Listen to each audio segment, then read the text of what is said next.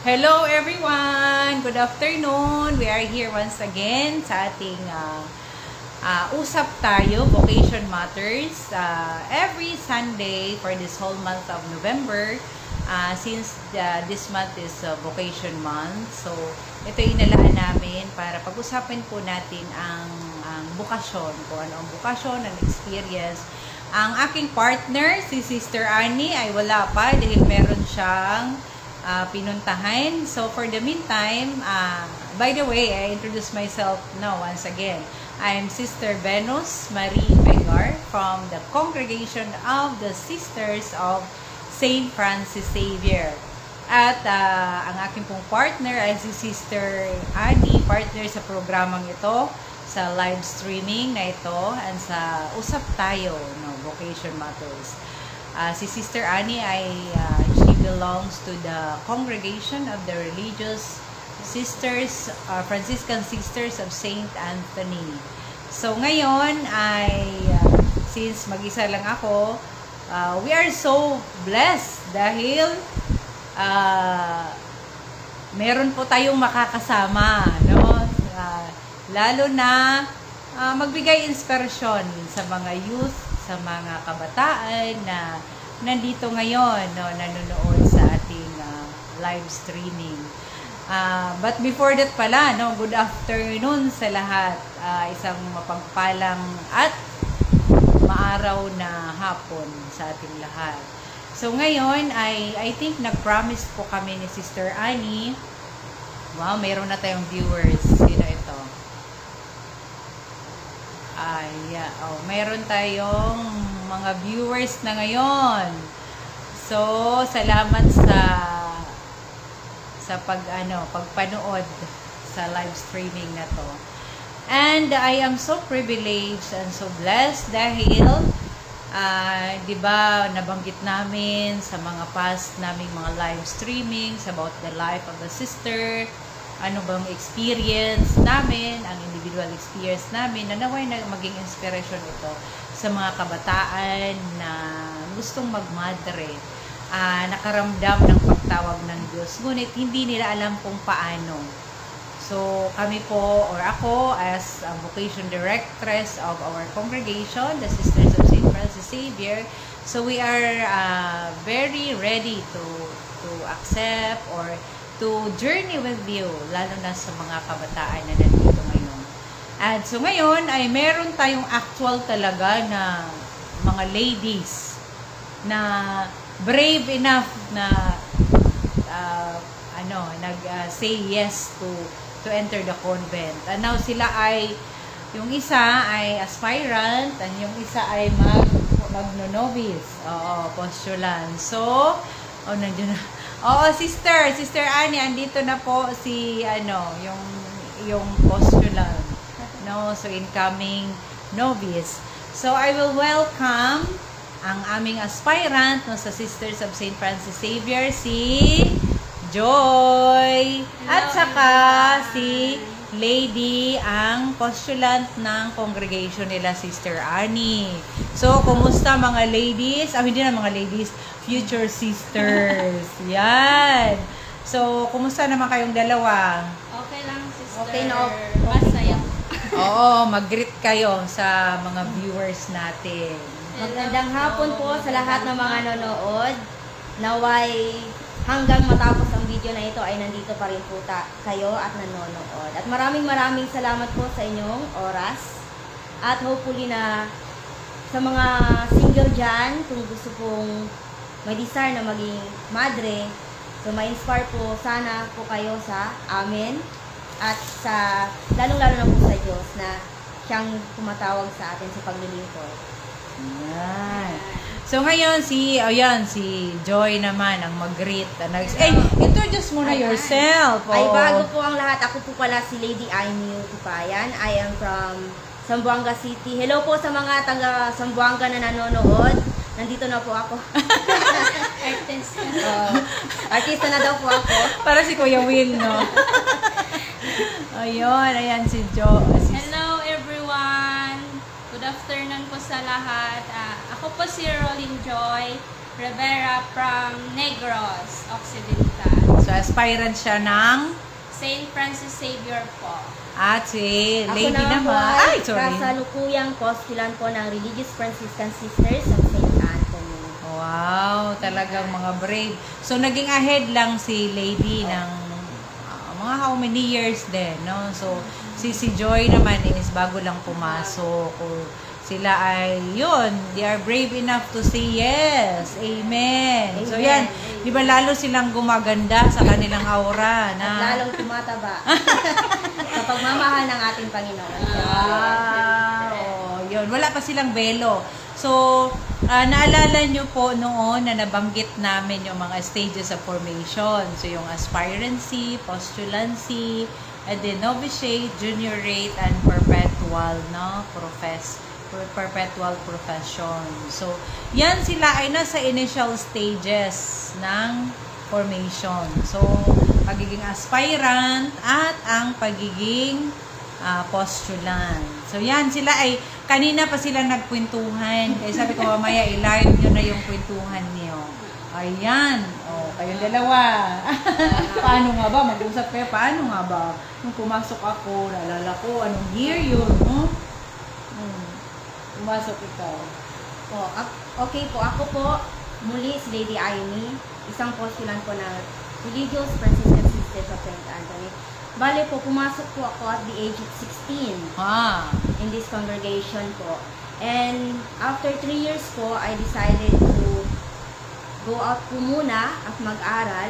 And after 8 years po, bumalik po ako sa congregation at nagpatuloy po ng aking formation. At ngayon po ako ay isang postulant at masayang-masaya po ako sa saan po ako ngayon. Halata naman po. Walang nakangiti.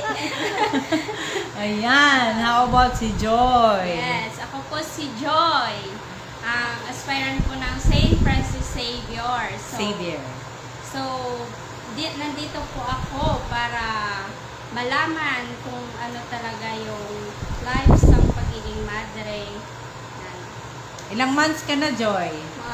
5 months? 6 months. 5 months, 6 months. So, pero parang hiyang na hiyang siya. Oh, no? So, ganun daw ang transformation. Transformation kung lalo na pagpapasok ka sa pagiging madre. So, now, yan, mag-usap daw sila kung paano, no? Yung kanilang buhay bilang mga madre. So, magmamadre. So, sila ay mag-sharing na sa inyo, ha? Okay. So, Start from Joy. So, ako po muna. Nag-decide po ako papasok maging madre nung pag-graduate ko ng grade 12. Since parang God's calling sa ata yun. May pinsan akong madre, and then Sister Diane, pinsan ko. And then nung umuwi siya sa amin, nakita ko siyang nakasuot talaga ng white. Then sabi ko, gusto ko yung suotin. Then nung pag-graduate ko talaga ng grade 12, tinawagan ko si Sister Diane. Sabi ko, Sister, gusto kong pumasok dyan.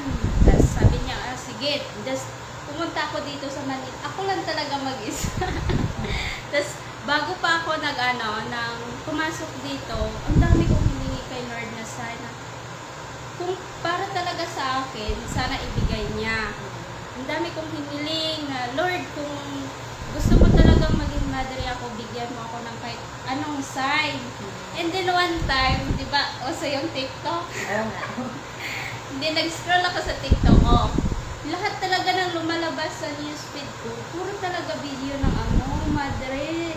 Kaya doon ako nag-decide nga, puro God's calling talaga. Hindi, yun. Pumunta ako dito. Likewise po yung sinabi ko nung una, ako po ay 16 years old nang pumasok po sa congregation. And after 3 years po ay lumabas at nag-aral po ako. And syempre po, na-reflect ko na may desire pa po akong bumalik. Kaya nung 2023 po, at the age of 28 na, ay bumalik po ako sa congregation at pumasok ako bilang isang muli pong nag-search ng aking vocation. And as for now po, ako ay postulant na. Masaya po ako sa buhay. Before, kasi akala ko, ano kaya yung, parang naano po ako sa, ano kaya yung ginagawa ng mga madre sa loob ng kumbento. Parang curious pa nung una. Lagi kaya silang lumalabas or ano kaya yung ginagawa nila or lagi silang nagpo-pray palagi. Syempre, lagi silang nagpo-pray of course. Pero, since curious ako kung ano talaga yung buhay ng pagmamadre, kaya yun, na ngayon na na-experience ko, masaya pala ang buhay madre. Lalo na sa aming mga Franciscans, no? Philippine community. At napakaganda po kasi lahat kayo ay nagtutulungan, na pinapanalangin ng isa't isa, at we are sa mission, no? Lalo na sa mahihirap na nangangailangan talaga. Yun talaga yung mga ginagawa at yung serbisyo ng mga madre sa mga nangangailangan po talaga. And please do pray for me and also for Joy na kami ay mag-persevere sa aming bukasyon kasi hindi naman perfect po yung buhay, di ba po? So, minsan you have doubt, sometimes malungkot, pero malalaman at ma-realize mo madidiscover mo yung ang true joy, no? Hindi lang palaging dahil masaya yung nangyayari sa buhay mo, kundi nakikita mo din sa minsan sa kalungkutan, makikita mo yung totoong joy. At nasa sayo yon kung paano mo i-handle yung mga experiences mo sa buhay. And then, di ba sabi nila yung pagmadari daw parang ang boring. Pero hindi naman, ang saya. Tingnan mo lang ang mga mukha nilang dalawa. Tingnan mo yung mukha namin, ang saya. Malusog sa pagmamahal ng Panginoon. Oo. Kaya, kung may balak siyang magmadre, sige na. Ikwento niyo yung kung gusto niyong maging Franciscan, gusto niyong maging Saint Francis Xavier, yes, contact our superior po sa aming congregation. Sa ganito live, pwede nyo. Pwede din kayo, after the live po, mag-message po agad kayo. Para sama-sama tayong lahat dito. Sama-sama tayo mag-serve kay God. Let's pray for more holy vocation po. And lalo na lang sa perseverance po ng lahat ng mga nagmamadre. Yes. Ano pa ba yung sasabihin natin? Ano pa ba? Yung expectation mo nung bago ka pumasok sa yung pumasok ka na pala, yung naranasan mo, experience mo sa loob. Sobrang. Halimbawa, sa paggising ng umaga, Oo. Sa labas, yung pagising sa umaga, cellphone agad. So, dito, pagising sa umaga, si Lord talaga yung una. Yan. Pagising sa umaga, pray talaga. And then, nagsisimba kami. And then, pagkadating namin dito, kumakain. Parang simple lang, pero masaya. Masaya kami. And then, kasi iba talaga yung buhay natin sa labas, hindi pareha sa loob ng kumbento, no? You have talaga time management. Una-una pagkagising sa umaga, pray. Noon, yung ginagawa, sabi nga ni John, nag-cellphone agad. Kung hindi man mag-cellphone, matulog hanggang alas 10. Kasi walang nag-ano sa'yo di ba? You are free. Pero dito sa loob ng kumbento, kailangan mong may time management ka at dapat mong sumunod sa schedule nyo sa community. Halimbawa sa amin, no? Ang rising namin is 5:30 and after that, magpe-pray po kami. And after prayer po, breakfast. And after ng breakfast namin, pagkatapos po noon ay gagawin po namin yung mga kailangan namin. Halimbawa sa loob ng kumbento, kailangan namin maglinis. Ganun po, yung mga daily chores po namin sa loob. May mga assign po kasi task kami. Rotational po yung aming paglilinis. So, pagkatapos po noon, mag-aaral po kami. Ako po ngayon ay nag-aaral po sa bahay lang po namin sa kumbento. Bale, nag-aaral po ako magsalita at maintindihan ang lingwahe ng Italiano, Italian. At pagkatapos po ng aking study doon ay magpo-proceed po kami sa formation o sa bilang isang postulant. And after that, I think mga 11 to 12, may personal reflection of prayer sa chapel po.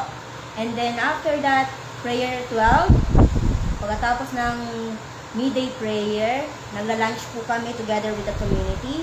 And after po nun, we have our siesta. Yung magre-rest po kami sa hapon, mga 30 minutes po is enough na. And then after that po, mga 3 o'clock, Divine Mercy Prayer. Pagkatapos ng Divine Mercy Prayer po namin, kami po ay nagro-rosaryo. And depende po sa, kung ang misa namin ay sa umaga, o sa hapon.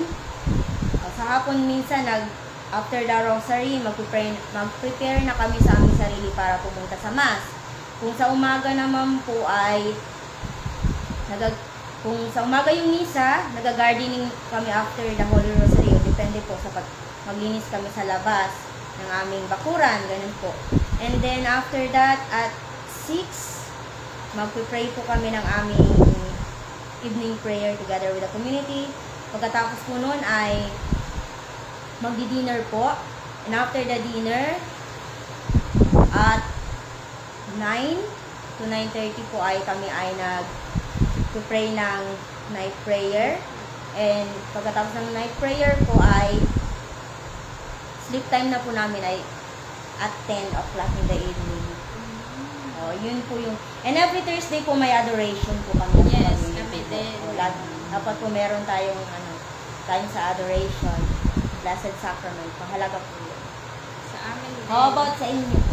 Sa amin, ganun din. Nang rising, 5:30. And then, depende yan pag may magsisimba kami or mag-morning prayer kami.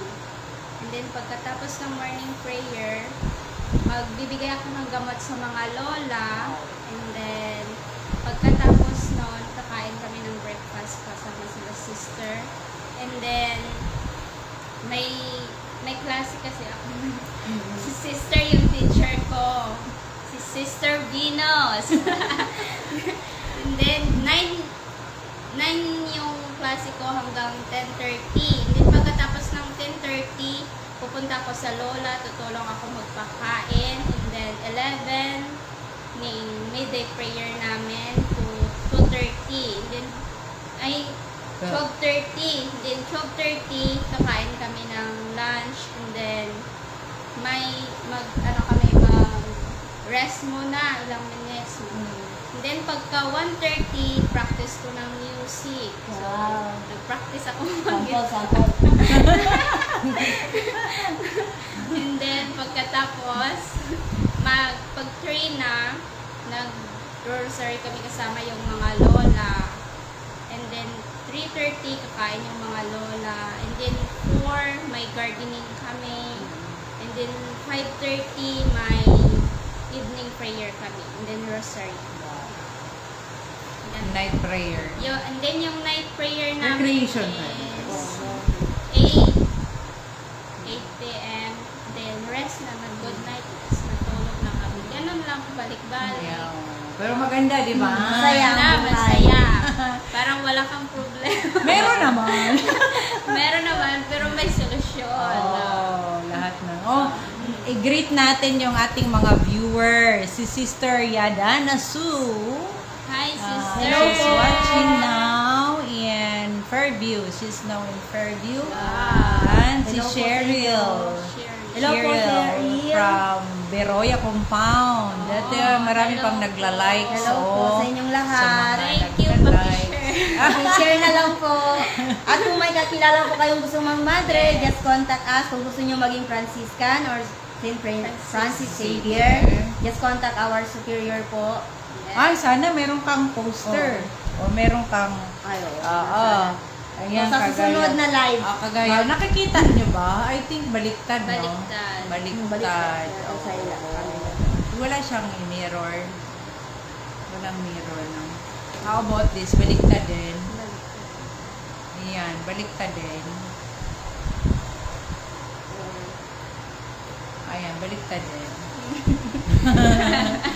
Ayan. Ayan si Ate Rose. Hello, Ate Rose! Ayan si Ate Rose. Ayan. Kumusta po kayo?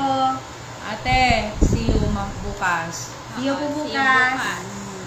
So, Kita na naman. at least, no, narinig nyo na ang sharing ng dalawang, mga beautiful ladies, mga formandies ng aming ang congregation ng Franciscan and Xavier congregation.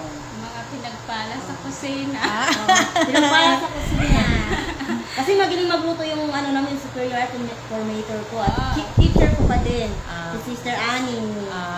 Kayo, Same din kay Sister Vino. Greet nyo ang mga ibang mga madre na wala. I-greet nyo ang mga madre nyo na wala dyan. Yung sa kasama nyo sa amin. Okay. Hello sa community ko dyan sa San Pedro, Laguna United.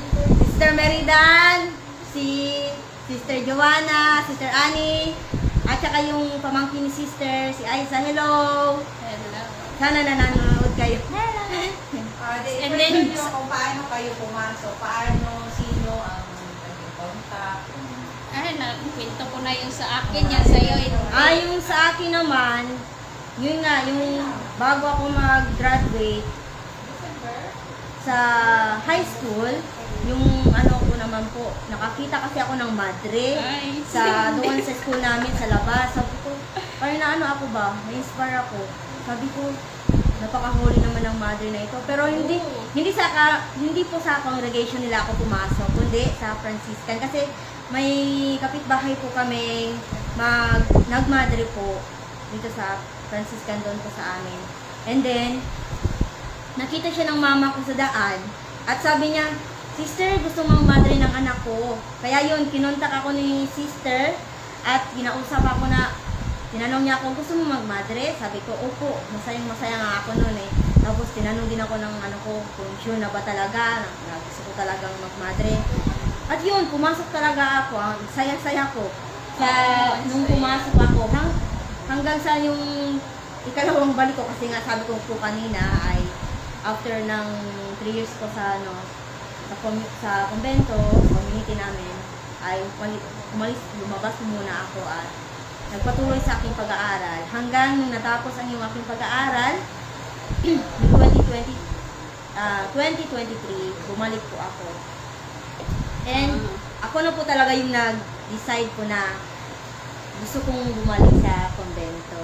Kasi nung una yung mama ko, kinausap niya talaga yung sister. Kanya gusto mag-madre ng anak ko, kaya yun. Talagang, akin talaga. Parang may mga way talaga. At nagpapasalamat ako sa nanay, sa pamilya ko, na laging sumusuporta sa lahat ng mga desisyon ko. Kahit na minsan ako ay pasaway. At naramdam ko yung kanilang pagmamahal, yung kanilang panalangin sa akin sa bawat araw. Kaya, lagi tayong naging malusog sa pagmamahal. Tingnan nyo naman. Inspire lagi. Oo. At hindi lang, masaya yung buhay sa community. Gaya ng sabi ni Joy kanina, may recreation din po kami. Nagsasaya din po kami. Halimbawa, kami ay minsan nagsasamang manood ng mga palabas, yung mga movies na inspirational, yung mga Life of Saints, yun po. At naglalaro din kami ng mga yung Scrabble, yung may enhance yung mga ganun po yung mga, may naglalaro din, yung mga laro ng noon. Masaya. Naranasan ko din yung balikan yung paglalaro dito sa community. Tapos dito ko lang talaga naranasang sumayaw, tapos kumanta. Oo. Ako nga, kahit ang tigas ng katawan ko, kailangan mong sumayaw. Kasi we have also, pero ang saya. Napakasaya po. And lalo-lalo na kapag may apostolate po kami every Saturday po, may katekism po kami, at may feeding program po sa mga bata. Yun po, tinuturuan po namin silang sumayaw, manalangin, at maging mabuting bata. Yun po yung mahalaga, yung tayo ay mamuhay sa kabanalan. Tapos maging masaya. Lagi, Oo. kahit mahirap ang buhay, lagi dapat ngiti. Wow. So Diba? ngayon, tatanungin ko sila, anong mga reactions ng inyong mga parents no, the day you ask your mother or father na papasok kayo sa convent? O yan, sino muna? Si Joy. Ako, sa akin talaga, ayaw talaga ni mama. That's normal, Oo. normal. Bakit gusto mo? Sabi ko sa kanya, gusto ko lang. Tapos buti na lang meron akong stepfather, siya yung nagsabi kay mama, napayagan na lang ako, total daw maganda yung plano ko, and then, pumayag na si mama. Pinayagan niya na ako, tapos sabi niya, sige, kung ano daw yung gusto ko, pag ano niya lang ako, i-support niya lang ako. Wow. Sa akin naman, nung una, napaka-supportive ni mama. Siya nga yung naging way na paano ako makapasok sa loob ng kumbento. And then po, nung second balik ko na sa community, siya naman yung sigurado ko na ba na, kasi expected niya kasi nag-graduate na ako, na syempre makatulong na sa pamilya, kasi nakapagtapos na po ako. So, yun yung expect niya na trabaho na ako. Pero, nung sinabi ko kay mama, ma, gusto kong bumalik sa konbento. Sabi niya, sigurado ko na ba talaga? Sigurado. Sabi ko, sigurado na wala nang atrasan tumakabot sa kanya. At yun, kumuha agad ako ng mga requirements na dapat kong ibigay sa community. Tapos, napakasaya ko nung nagpasa na ako sa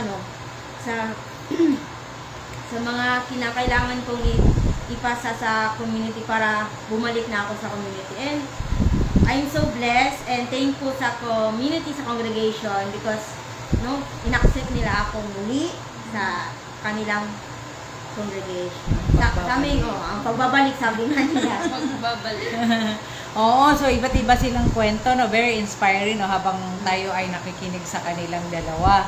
And for sure, that's always the experience, no? Minsan resistance ng parents. At the same time, minsan nandun naman din yung support ng parents. And we are so grateful dahil at first, ang maramdaman mo naman is gusto mong magmadre. But it is always God who put that desire in your heart. Hindi yan dahil sa sarili mong kagustuhan, but it is the seed, no, of vocation that is in your heart na na-recognize nyo, kaya nagkaroon kayo ng lakas loob, no, to enter. So that's the mystery, no, of vocation, no, the call. Sa call, pagiging madre, call, pagiging, siyempre, of course, yung ibang bokasyon, pagiging may asawa, or pagiging single, magiging pari, or madre, so yun siya. So at least narinig natin, no, actual talaga dito sa dalawang magagandang formandees natin. So tinatawag silang formandees dahil they are still in the formation. And they are, I can see them that after how many years ay magkaroon na rin sila ng belo. Yan, si Lady ay magiging novice na, and then si Joy is still aspirant, but hindi mo lang malaman, no, na minsan ay ang bilis na lumipas ang mga years. Hindi mamalayan na basta as long as you are happy every day or happy with your life. And thanks to both of you dahil brave enough to answer God's call. No, ayan ang mga mukha ng mga brave. Tataba. So yan sila. They are trying to learn and they are trying to discern God's will every day. And I know they are already sure with their vocation. Tuloy-tuloy na, no? Tuloy-tuloy na ang pagbabalik at ang pagpasok. Kaya kung kayo ay may desire, huwag mag-hesitate na to say yes, to have a courage to say yes to God's calling. Yes. So yun ang pre-promise namin ni Sister Annie before, na we will share to you the life in a day with the sisters. So, I think nabanggit na nila kung ano yung mga ginagawa in the morning, what time we wake up, and ano yung motivation natin when you wake up in the morning. And that's, I know that for both of them, ay na-adapt na nila yung lifestyle or yung way of life ng mga madre. And of course, magiging party na siya ng buhay. Habang tumatagal, magiging party na ng buhay, no, ng 4 days ang pagiging madre. Na kahit wala pa man silang belo ngayon, but they are already living their life as a sister kasi they are always and every day with the sisters. Wow! Ang galing naman. So ngayon, ano pa yung nung pumasok kayo sa convent, ano yung experience nyo na nagulat kayo? Ay, ang madre pala may buhok. Ganon. Meron din kayo karanasan ganon. Hindi. Normal lang. Normal na tao ang mga madre. So, we are all human. And we are the same, but we are trying our best to live our life in holiness. No, so ano yung kay Lady naman, ano yung first day mo experience sa convent? Nung pagbalik ko po, syempre din po ako na nag-adjust din po ng konti kasi nasanay na kasi akong anong oras na gumising sa labas. Tapos, ngayon, nasa loob na ako ng convento, kailangan kong sunod sa aming schedule. So, kailangan ng gumising ng umaga at wag kakalimutan lagi ang magdasal. No? Community prayer, meron talaga yan. Pero, mahalaga din po yung personal communication mo sa Panginoon. Yung personal prayer ay mahalaga din. Kasi dun, mas lalong napapa-strong yung iyong bukasyon at iyong pananalig sa Panginoon. Yes, amen. O, si Joy, ano naman yung first day mo nung paglapag mo sa eroplano sa Ninoy Aquino International? Ay, sinabi ko talaga ito na ba talaga? Oo, sinundo. Ako lang talaga mag-isasabi ko, Lord, ito na ba talaga yung plano mo? Ang saya. Normal yung minsan nanginginig ka, ano? Minsan may kaba, pero sa huli parang okay na. Parang sanay na.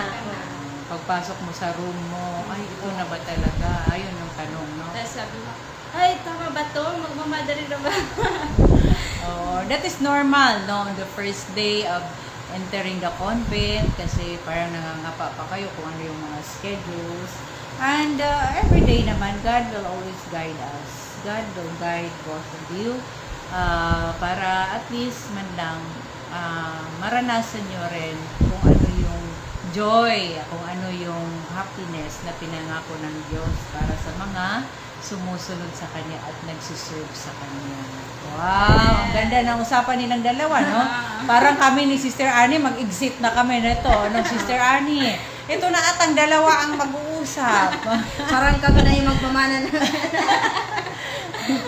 Oh, yan, ang ganda. Magmamana ng pag-live sa susunod na mga maraming taon. Kaya kailangan lagi niyo po kami ipag-pray sa inyong mga panalangin upang kami ay mag-persevere sa aming bokasyon. And then, if you want, sa mga single po, sa ulitin ko, kung gusto niyo pong maging madre, pumasok sa pagkamadre, kung gusto niyo talagang maranasan ano ang buhay namin, come and see. At huwag pong matatakot kasi minsan yung takot yung sa atin na hindi tayo sumunod sa Panginoon. So, dapat alisin po natin ang takot at mag-trust sa Panginoon. Ayan, si Lady medyo marami-rami na experience kasi marami ng years sa convent. Si Joy is still learning, still trying to learn. But I know that she is very obedient. Wow! Yan, ang jacket yan. Ang jacket si Joy.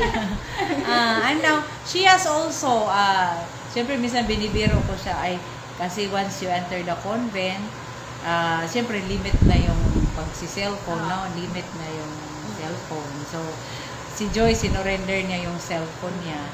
But she still have once a week, vacation with their family. So, unti-unti naman yon kasi we have another priorities inside the convent. Hindi lang ang pagsi-cellphone. But of course, pag si cellphone is good naman, kaya tayo may live streaming and wider yung ating audience dahil syempre yung iba nagagamit ng cellphone. At andito ngayon si Remalyn Lynn Mancy Cabrera is watching now. And andito na yung aking partner in life, partner in vocation, in usap tayo. Mga anak ni Kiko. Kami po yung mga anak ni Kiko dahil kay Francis Assisi and Francis Xavier. At itong isa bagong dating. Hi! Magandang hapon po sa inyong lahat. Yan, si Sister Annie ang kumanta last time. Oh. Ngayon, kakata na. Ayun, ang ganda ng kanilang mga sharing. Ayan, si Sister Annie. Halika. Dito ka. Ang liit pala nito, no? Nasumaghintay tayo ng may sponsor ng medyo malaki-laking cellphone. Ayan, klaro naman. Klaro, ayan. Si Remalyn. Ay, hello, si Manang Lady. Oh, Manang Lady. Hello! Oh, sinabi ko kasi na, Kumusta ka na? Sabihin mo, taga Iloilo? Ha? Taga Iloilo? Ayan, si Remalyn. Ayan, kararating. Remalyn. Sabi niya, si Manang Lady daw. Saan na yan? Taga Bacolod po. Wow! Hello sa mga taga-Bacolod! Hello, magandang Joy, diba, people. Joy? May community po kasi kami sa Bacolod. Ayun, dali. Yan kami, hindi kami magkasya. Kasya kasi. Kasi nag 1,000 na naman kami. Ilan Wow. ang viewers natin? Oh, We have Yan. Hindi, 400 yan, oh. From Bacolod. Si Oy. Remalyn. Magmamadre ka, Remalyn. Sa'yo bukas daw, sabi ni Ate Rose. Ayan. Ter, di ba pinag-usapan natin yung, i-share natin yung a day in the life of the Wow. sister, no? Opo. Pero na-share na nilang dalawa. Oh, tapos na. So, pwede na tayo mag-exit pala. Hindi Oo. sila na lang pagpatuloy pala ng live. Kami na yung nila. magmamana. Opo. Wow, si Sister Weng. Sister Hi. Weng, hello! Ayan ang ating bagong canon lawyer Remalyn. na. Congratulations, si Saan? Sister Weng. Doon sa diocese. Diocese, yung anak ni Bishop Juni. Opo. Opo daw. Ayan, Sister Weng. Good afternoon. Nakala ko nasa Malaysia. Hindi tayo nagkita, Sister Wing. Oo. Nagpunta ako dyan. Yan, i-introduce namin yung aming mga, ayan, ang novice at saka aspirant. Yun. So, sila ay, ayun ang sabi ni Sister Weng. Hindi namin makita yan. So, yun siya, ang aming live streaming. Now is already, last Sunday of the month, no? November is a month of vocation. At alam mo, Ter, this morning ay ang aming poster ay nakapost sa San Pedro Apostol Parish. Oh, really? Yeah. Wow! Apostle. Oo. Wow. So, we don't belong to that parish, pero mas malapit kami kasi accessible siya. Oh, And then, si Father Tony din yung parish priest doon, and he's accommodating us to have our poster sa kanilang page. Vocation poster natin. At plano nating mag-vocation posting. Oo nga. Kaya lang wala pa ako. Posters. Meron ka na. Wala pa po. Oh, Baka sige. sa next year. January. Mag-ikot sa buong mundo. So, buong Laguna, tayo Oo. ay mag-ikot. Kasama sila, no? Ating Oo. aspirant at novice. So, mag-ikot tayo para just to proclaim and to let other young people to know our congregation. Yes. But, so far naman, marami na nakakaalam na tayo ay mga anak ni Francis. Kiko. Francis Xavier Oo. and Francis of Assisi. So, yun na. Sabi ko, pag iganon pala to, baliktad. Opo, baliktad. Kailangan iganon mo. Joke. Joke. Ayan. Yan, oh. Baliktad? Baliktad daw yan. So, kailangan siyang mirror. Meron. Mirror dapat. Para ma-reflect siya sa... Baliktad ba, Sister Weng? Mabasa mo, hindi. Ayan. Si Ate Rose, mabasa mo yan. O from Bacolod, si Remalin.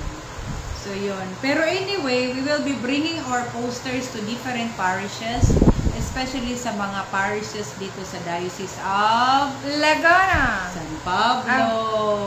Ang ating beloved bishop ay si Bishop Seleno Antonio Antonio. Marali. Anong diocese din sabi mo? At so, Diocese of San Pablo, Laguna. ako day. Yan. Bishop. Si Bishop ngayon, Bishop Juni ay nasa Malaysia. Wow. Kumusta dyan, Bishop? Enjoy. Ay, nandyan na naman si Hirap Basahin daw. Hirap Basahin. Oo nga naman. Ano? Gano'n na lang.